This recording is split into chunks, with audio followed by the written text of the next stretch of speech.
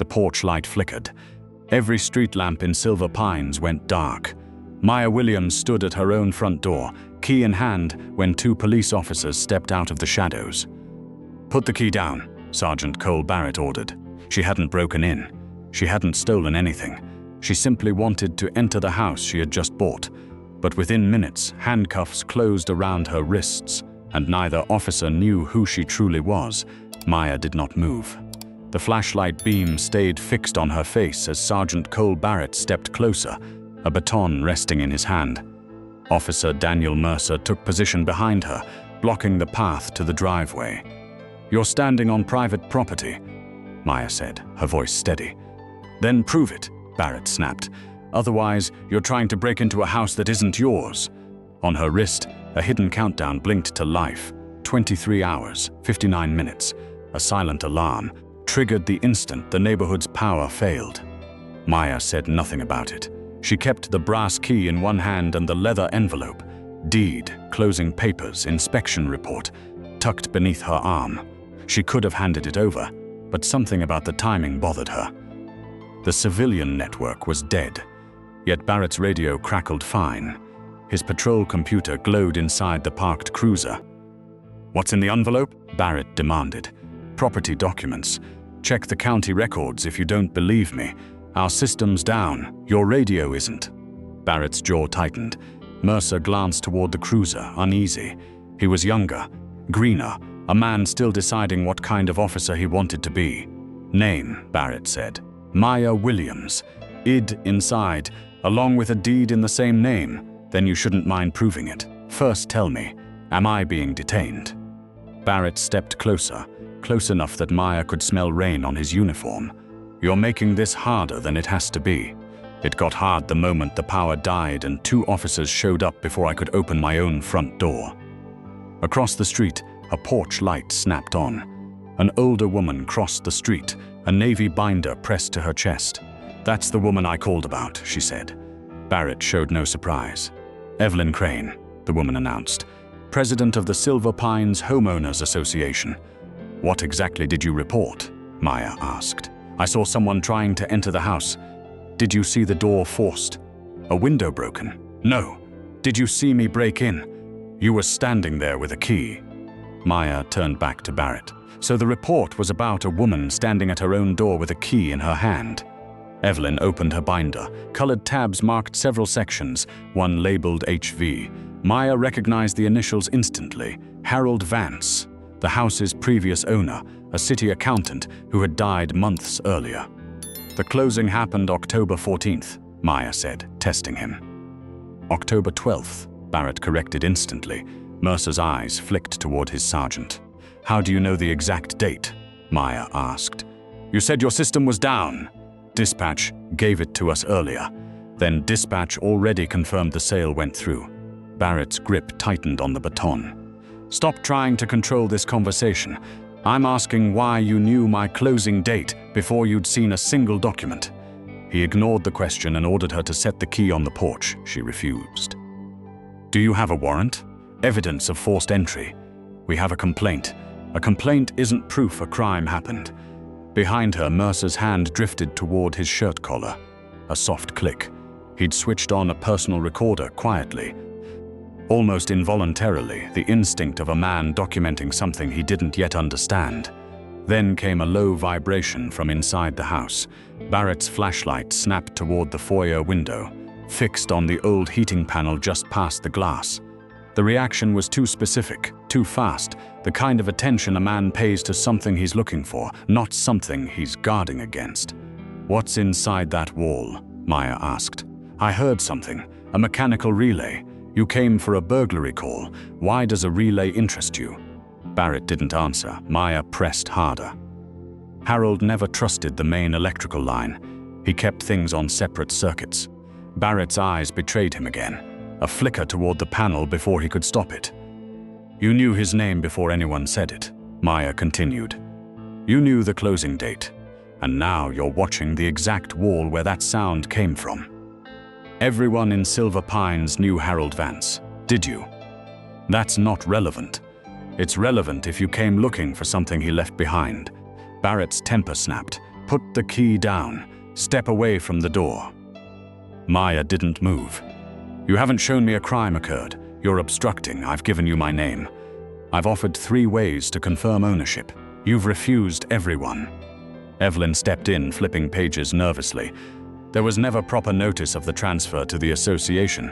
An HOA notice isn't a deed," Maya said flatly. "It doesn't decide who owns a house. What time did you call the police?" Maya asked her directly. "A few minutes ago." "Before or after the power went out?" "Before, I think." Barrett cut in. "That's enough." "No, it isn't," Maya said. "If she called before the outage, the timing matters. If she called after, your response time was suspiciously fast."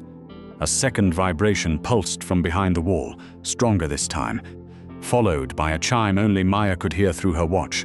Unauthorized access attempt detected. Barrett's eyes cut to the door. He no longer bothered hiding it. "Someone is trying to reach the system remotely," Maya said quietly. "This isn't about a burglary anymore, is it?" Barrett moved until barely a foot separated them and the door. "Last chance. Prove this house is yours. You already know it is." He reached for her wrist. She didn't resist. "I'm not fighting you, but I don't consent to this."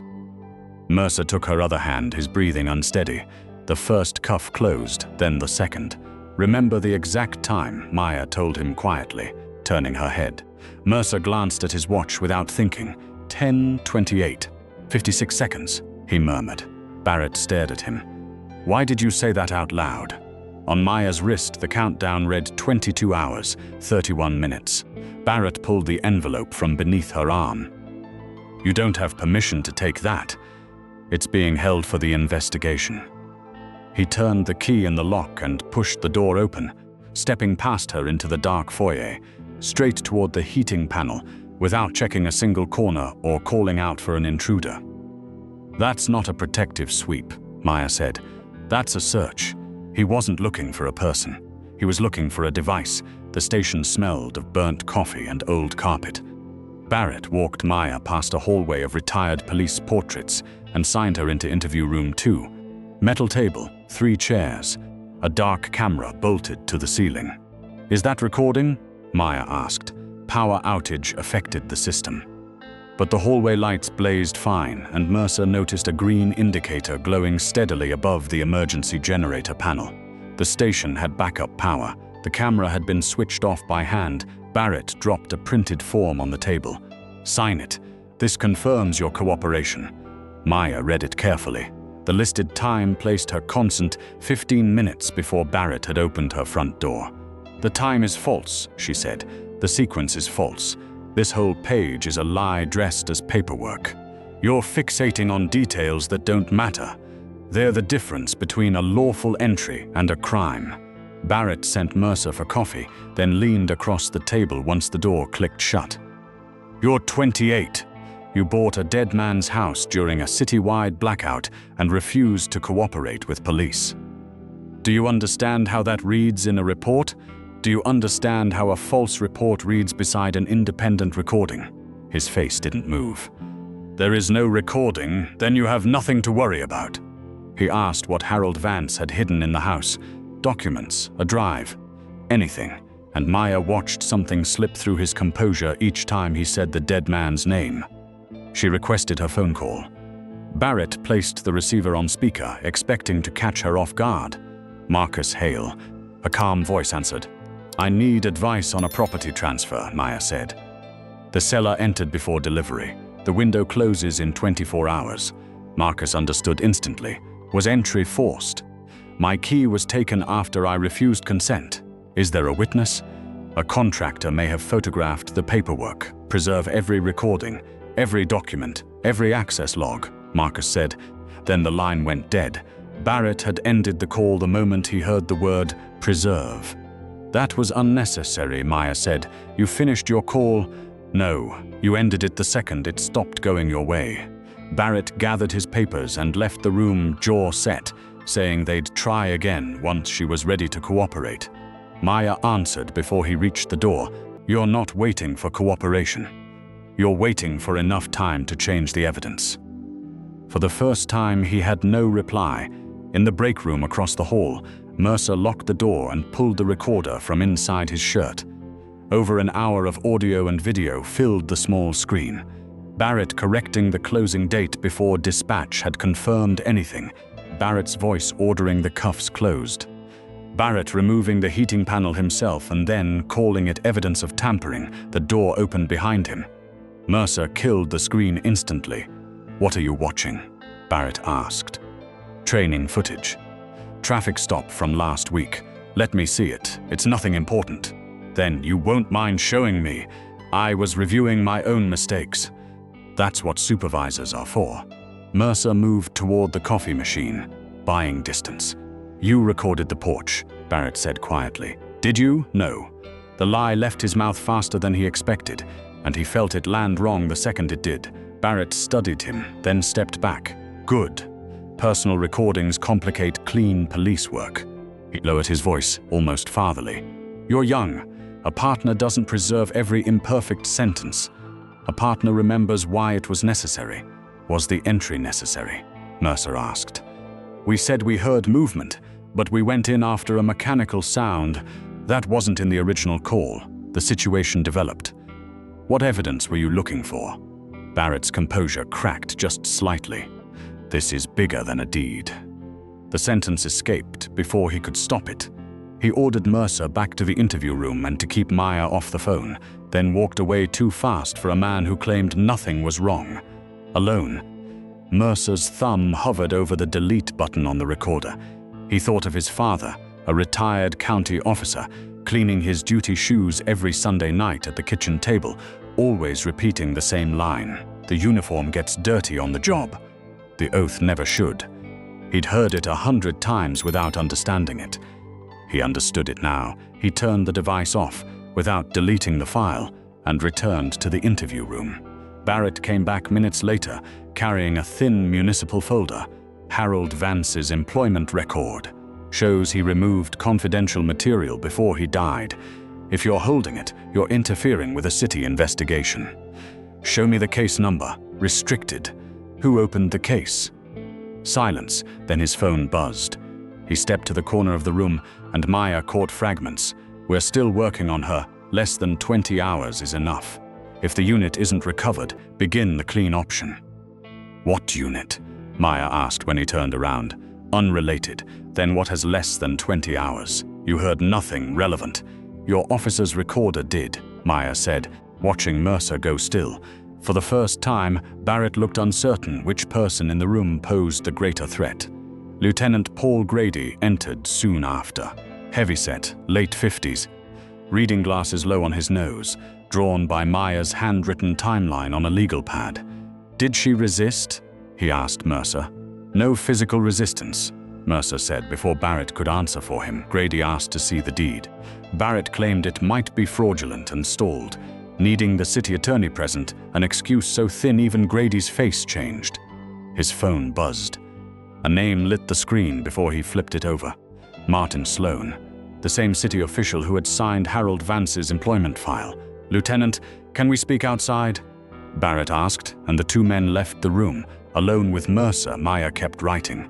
"He told you to stop," Mercer said. "He's not in the room. That's not how orders work.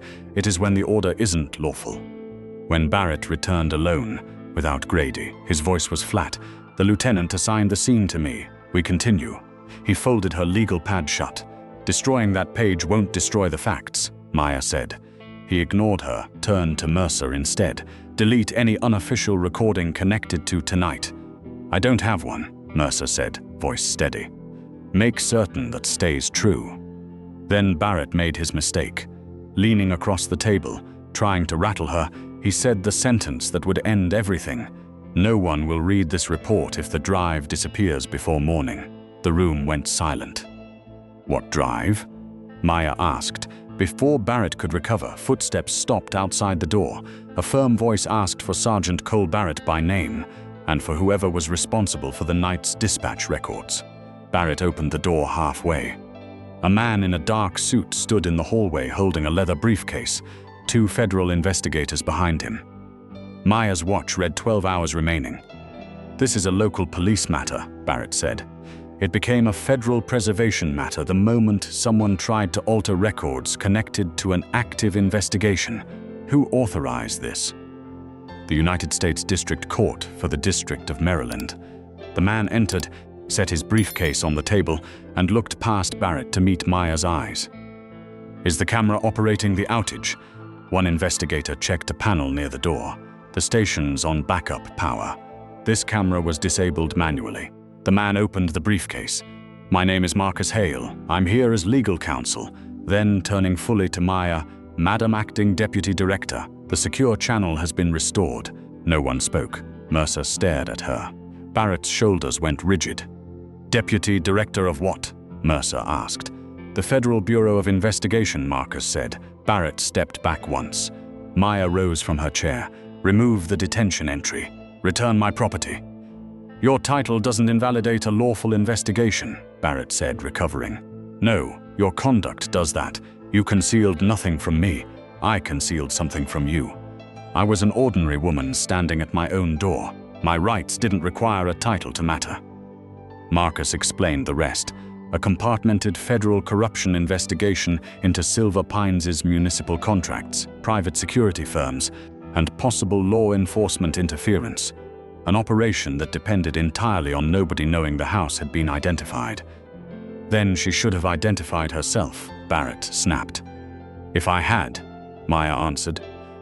Your network would have known the investigation reached the house.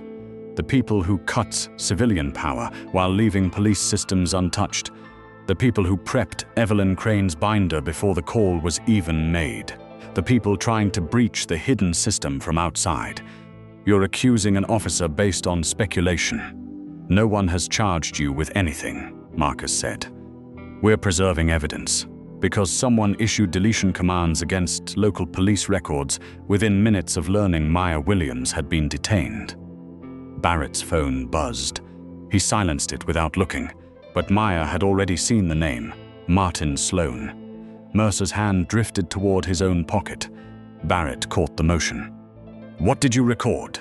Mercer said nothing. Do not question him without counsel, Marcus said. He's my officer. He's now a potential witness. Maya's watch chimed again, a fresh warning. Remote deletion attempt detected. The countdown reset, dropping fast. They know the channel's back, Marcus said. They'll assume the house is compromised. They'll move money, Maya said. Destroy secondary records and hunt for the witness. You stayed in handcuffs to protect someone, Mercer said quietly.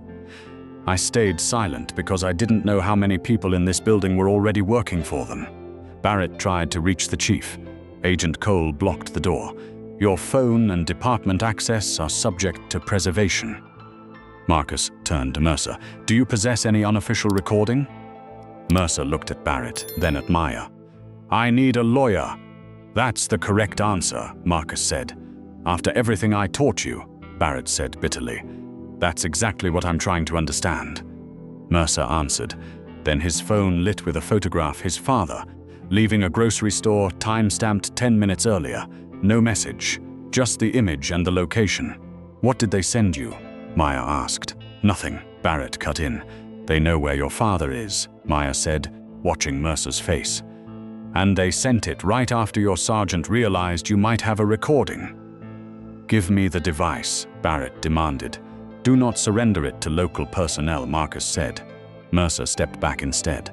Maya spoke calmly. Don't give the original to any one person. Make 3 verified copies. Send them to 3 unrelated locations. Keep the original untouched. Will that protect me? Mercer asked.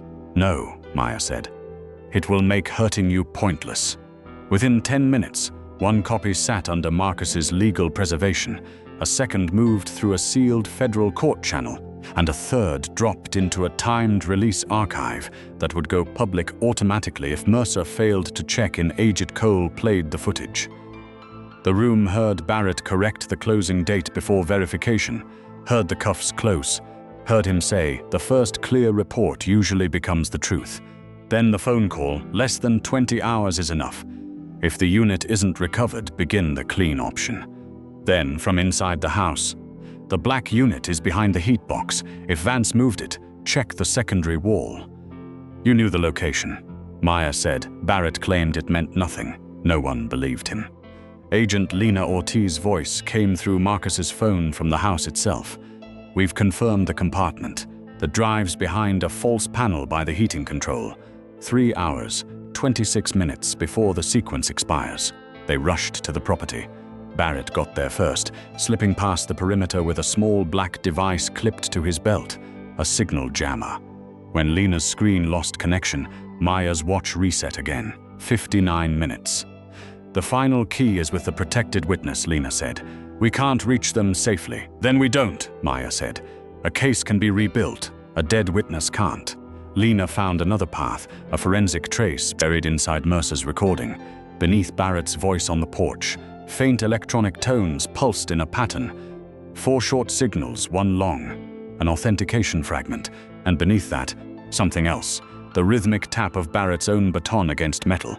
A nervous habit Mercer had noticed all night. 2 taps, pause, 3 taps, pause, 1, then 4, Mercer said, replaying it in his memory. Lena matched it against an old audit folder Barrett himself had brought to the station. Harold Vance's final internal review, filed December 12th, 1212. The system accepted it. We have access, Lena said. Not yet the drive. 18 minutes left. A partial code matched an invoice sequence 2314, but the drive rejected it. 1 attempt remaining.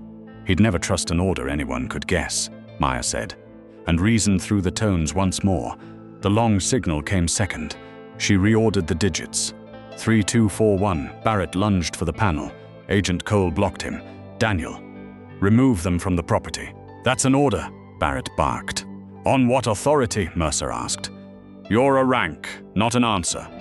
Lena entered the final sequence. The screen held still, then turned green. Final authentication accepted. Data began pouring onto 3 independent federal servers.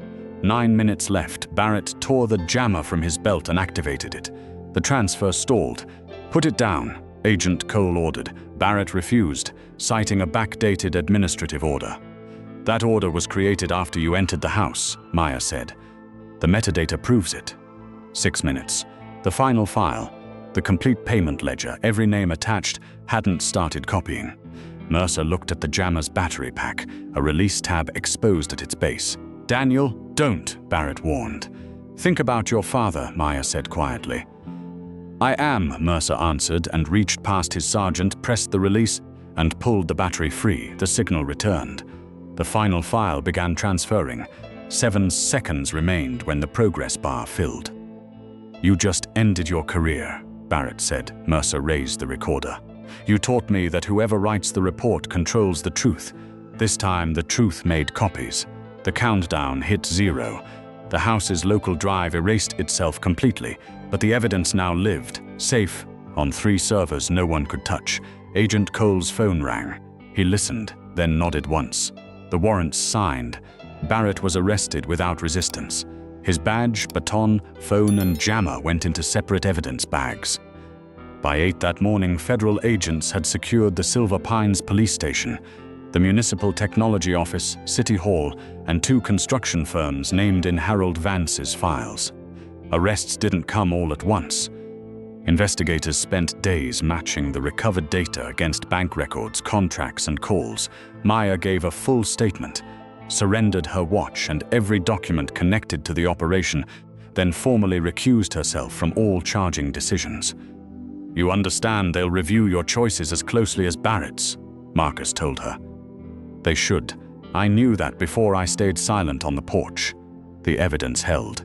All 3 federal copies of Harold's files matched exactly. Same signatures, same timestamps. Bank records revealed regular payments from contractors to shell companies tied to city officials. The technology administrator had ordered the outages himself. The police chief had approved false inspection orders used to enter homes tied to disputed contracts. Evelyn Crane confessed everything, arriving at her interview with the same Navy binder she'd carried to Maya's porch. I thought it was about a redevelopment deal, she said. I didn't know it would go this far. Her cooperation reduced her charges. It didn't erase them. Barrett's case was the strongest of all. Mercer's recording proved every lie, the closing date known too soon, the entry after refused consent. the deletion deadline discussed before the drive was even found. The jammer's own activity log confirmed it had fired twice that night, once outside Maya's house, once during the federal recovery. A backdated inspection order meant to shield him instead sealed his fate. Its file metadata showed it had been created after he'd already broken in.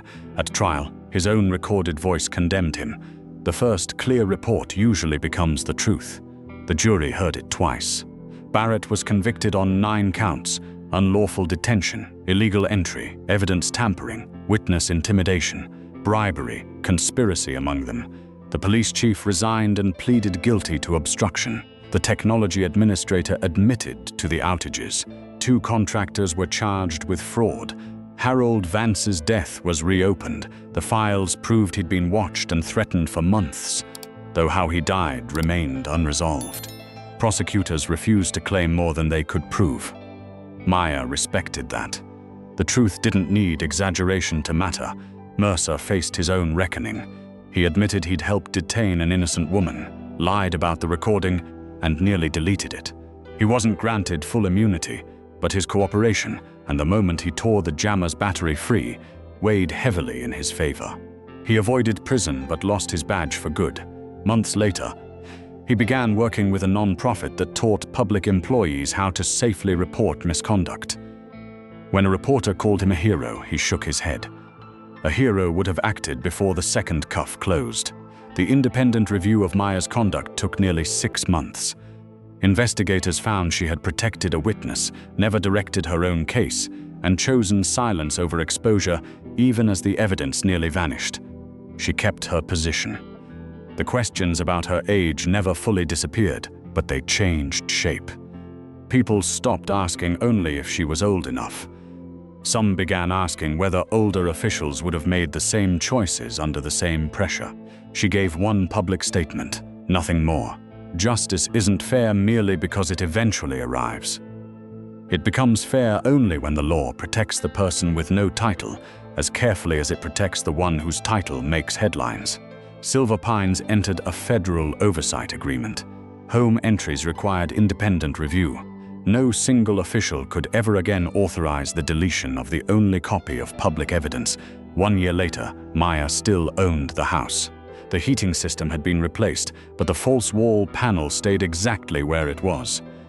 A small reminder built into the bones of the place.